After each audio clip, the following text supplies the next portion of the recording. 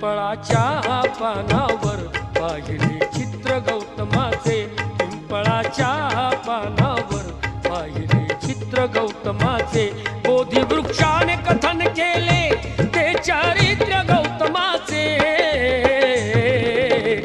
पिंपळाच्या पानावर पाहिले चित्र गौतमाचे, पिंपळाच्या पानावर पाहिले चित्र गौतमाचे।